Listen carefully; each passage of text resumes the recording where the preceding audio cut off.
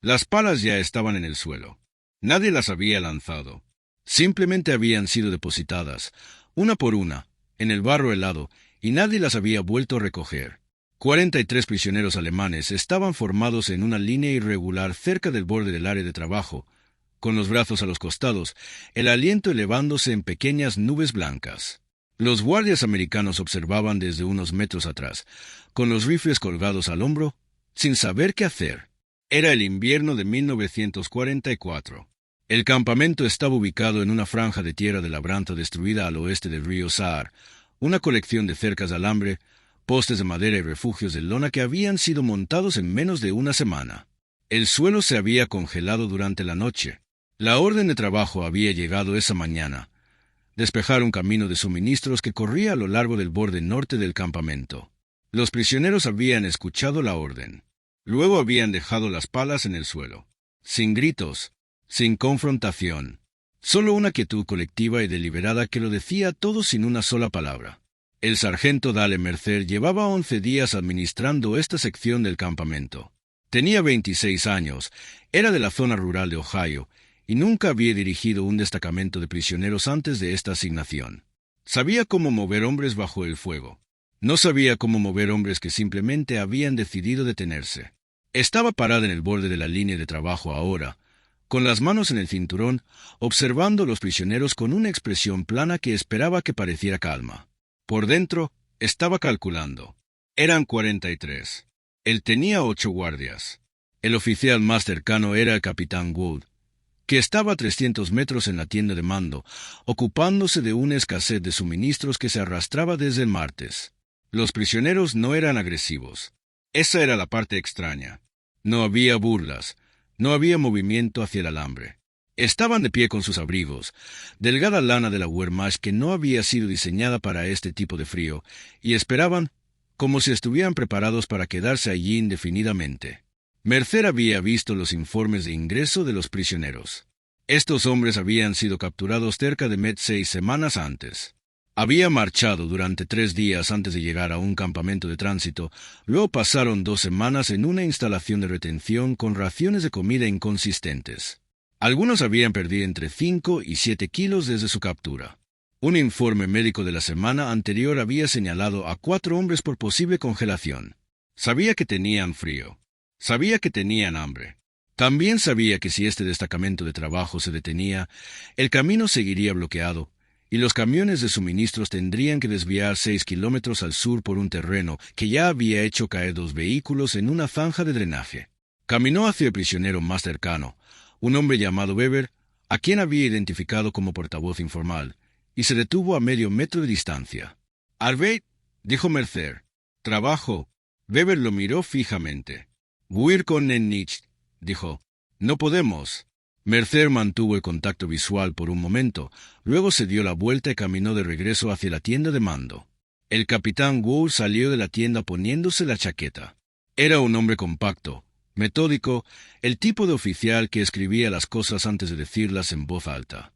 Escuchó el informe de Mercer sin interrumpir, luego caminó hasta el borde del área de trabajo y miró a los prisioneros durante un largo tiempo sin hablar. «¿Cuánto tiempo llevan ahí parados?», preguntó. «40 minutos, señor». Wood asintió una vez. Llamó al intérprete del campamento, un soldado raso llamado Hirsch, que había crecido hablando alemán en Milwaukee, y le hizo traducir una orden directa. Los prisioneros estaban obligados a trabajar bajo los términos de la Convención de Ginebra, que especificaba que los soldados capturados por debajo del rango de oficial podían ser asignados a trabajos no peligrosos. Negarse era una violación del protocolo del campamento. Hirsch tradujo. Weber escuchó. Luego Weber respondió, y Hirsch tradujo de vuelta. Los hombres reconocían la orden. No se negaban por desafío. Se negaban porque no podían realizar físicamente el trabajo en su condición actual. No habían recibido comida adecuada durante 3 días. 2 hombres no podían sentir sus pies. Si se les daba comida y un fuego para calentarse durante 1 hora, trabajarían. Era, Wood tuvo que admitir, una declaración razonable.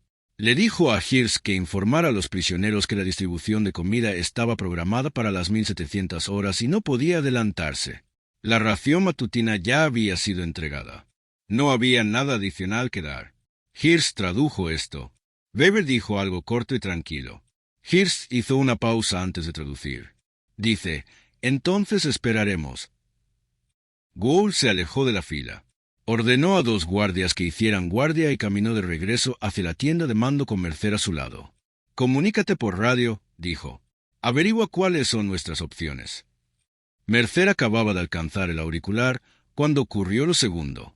El soldado raso Ober, de 20 años, nacido en Georgia, funcionando con 4 horas de sueño, caminó hacia el centro del campamento. Sin esperar una orden, comenzó a retirar el barril de fuego matutino de los prisioneros. Era la única fuente de calor cerca de la que se les había permitido estar durante las horas fuera del trabajo. Seguía una directiva anterior del campamento, sin privilegios de calefacción durante los periodos de trabajo programados. La directiva era técnicamente correcta. El momento no lo era. En el instante en que el barril fue movido, la quietud de los prisioneros se convirtió en algo más duro. No agresión, sino una tensión colectiva aguda que era visible desde 15 metros de distancia. 2 de los prisioneros mayores intercambiaron una mirada que Mercer reconoció de inmediato. Era la mirada de hombres que acababan de decidir que la negociación había terminado. Mercer cruzó el patio a grandes zancadas. «Over, para». Pero el barril ya se había ido. Los prisioneros no se lanzaron contra el alambre. Hicieron algo más inquietante. Se sentaron. Los 43, en el barro helado, en una especie de unísono, sin ninguna señal que Mercer pudiera identificar. Se sentaron y apretaron sus abrigos y miraron a los americanos con una expresión que era casi tranquila, como si lo hubieran ensayado, como si hubieran decidido, en algún momento de la hora anterior, que ese era el siguiente movimiento. Gould volvió a salir de la tienda. Miró a los prisioneros sentados en la tierra. Miró a Mercer. Miró su reloj. Se suponía que el camino debía estar despejado a las 1400 horas. Eran las 0940. Un convoy de suministros estaba programado para las 1600. ¿Cuál es nuestra lectura de temperatura?, preguntó. 19 grados bajo cero, dijo Mercer. El viento lo hace sentir más frío. Gould no dijo nada por un momento. Luego, si se quedan en el suelo con esto, algunos van a necesitar atención médica antes del mediodía. Sí, señor. Y si eso sucede, tengo que escribir un informe. Sí, señor. Gould se frotó el costado de la cara. Se volvió para mirar el camino de suministros helado y cubierto de nieve que era invisible bajo 30 centímetros de hielo compacto y grava. Luego se dio la vuelta. «Tráiganme a Hirsch», dijo. Hirsch fue traído. Gould le hizo transmitir una nueva oferta. Si los prisioneros se levantaban y comenzaban a trabajar, el campamento emitiría una ración parcial e inmediato, no una comida completa, sino pan y caldo caliente, suficiente para trabajar. El barril de fuego sería devuelto al patio al mediodía. Hirsch tradujo. Weber escuchó. Miró a los hombres a ambos lados. Dijo 3 palabras. Hirsch tradujo. «Muéstranos primero». Gould miró a Hirsch. «¿Qué?» «Quiere ver la comida antes de levantarse. Dice que antes les han prometido cosas». La expresión de Gould no cambió, pero Mercer vio que algo se movió detrás de los ojos del capitán. No exactamente enojo. Algo más parecido al reconocimiento. «Traigan el pan», dijo Gould en voz baja. El pan fue traído. Hirsch lo levantó. Weber lo miró por un largo momento, luego volvió a hablar. Su voz no era agresiva. Estaba cansada. Hirsch tradujo. Dice que no es suficiente para trabajar con este frío. Dice que sus hombres no son animales. El patio quedó en silencio. Mercer escuchó el viento moverse sobre la parte superior del alambre. Y entonces, desde la dirección de la puerta principal, llegó el sonido de un jeep. El vehículo entró por la puerta sin ceremonia, sin escolta, sin anuncio. Solo un jeep militar estándar moviéndose a una velocidad moderada, que luego se detuvo cerca del centro del patio. El conductor permaneció sentado. La puerta del pasajero se abrió. El general George S. Patton pisó el suelo helado. Llevaba su abrigo de campo de invierno estándar, sin adornos decorativos visibles desde la distancia, y se movía de la manera en que se mueven los hombres cuando han entrado en 1000 situaciones que requerían que proyectaran control sin transmitir esfuerzo. Sus ojos fueron directamente a los prisioneros sentados en el barro, luego a los guardias, luego a Gould y Mercer. Cruzó el patio hacia ellos a un paso medido. No rápido, no lento. Informe, dijo. Gould lo dio. Limpio, factual. 45 segundos. La negativa, el incidente del barril, el sentarse, la oferta del pan, la respuesta de Weber. Patton escuchó sin expresión. Cuando Gould terminó, Patton no dijo nada por un momento.